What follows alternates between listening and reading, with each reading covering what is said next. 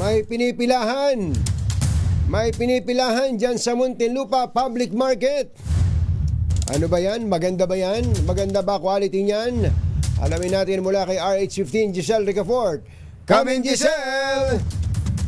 Jerry, katingin maagang pinilahan dito sa Muntinlupa City Public Market yung kadiwa ng Pangulo na nagbebenta ng 20 pesos kada kilong bigas para sa mga priority sector.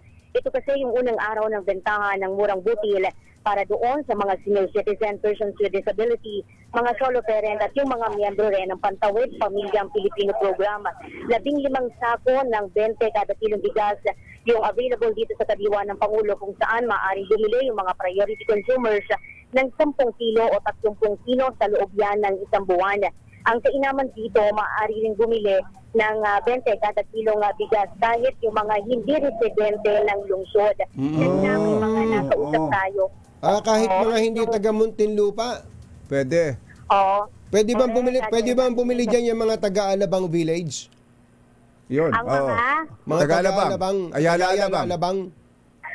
ay wala naman silang pinipili kahit na ano yung sa buhay. Kaya lang Kailangan ito magpapakita ka ng ID na ikaw ay kabilang doon sa mga priority sector na nabanggit. Ganun pala. So, yung bang mga minimum wage earners, narinig kong ibinalita ni, ewan ko sino ba nagbalita, nakasama na rin dyan ang mga minimum wage earners na makakabili ng 20 pesos? Iyon yung sinasabi ng DA pero dito sa parang hindi ka naniniwala. Parang hindi ka naniniwala. Ito, sabi mo, yun ang sinasabi ng ano. I-confirm natin dahil sige nga, oo. Nila, 4 lang yung senior 40 PWD at solo parent.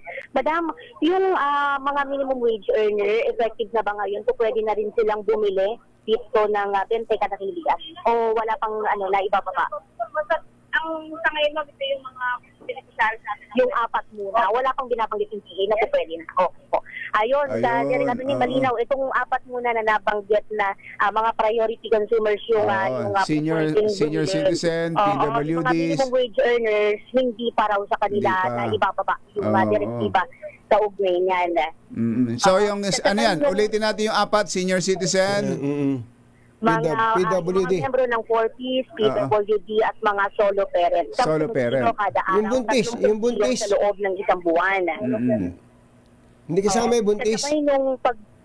Hindi raw kasama yung buntis. Hindi kasama yung buntis.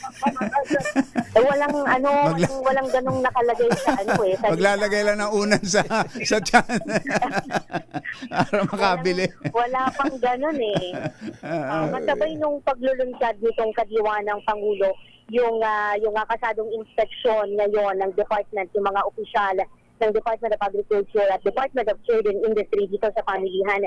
Alamin nila yung kung tumatalima ba yung mga tindahan dito sa makatarungang presyuhan, suggested retail price at yung pagkakaroon ng matatag na supply ng mga pangunahing bilihin para doon sa ating mga kababayan. Nandito na ngayon si DA Secretary Francisco C. Laurel, DTI Secretary Cristina Roque at yung iba pang mga opisyal ng DTI at ng DA. Nandito rin si Muntinlupa Mayor Rupi Biason. Pagkatapos dito sa Muntinlupa City Public Market, sunod naman nila napupuntahan yung festival supermarket at meron dito sila na price monitoring, particular yung DTI sa mga supply para naman sa nalalapit na pasukan. Giselle, anong quality ng 20 pesos na bigas? Ikaw mismo, marunong ka naman magsaing, ano? Yun lang. Nakadin ko kanina, kagaya ito nung yung mga napuntahan na rin natin na mga nagbebenta ng 20 pesos na kada kilo ng bigas sa iba pang kadiwa ng Pangulo.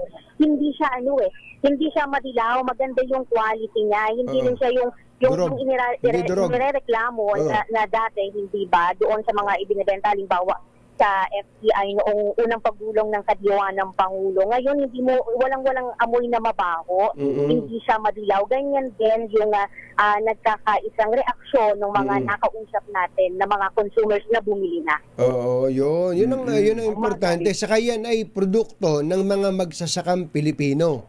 Oo, locally produced yan. Okay, thank you, tama ka dyan, Giselle. dahil maging yung mga opisyal nga ng DA, sinubukan din nila isinaing at kinain. Ganyan din yung kanilang naging pagsiguro doon sa mga consumer natin na mga kababayan. Ito, Giselle Ricoport para sa DZRH na sa Pilipinas, una sa Pilipino. Pangunahing balita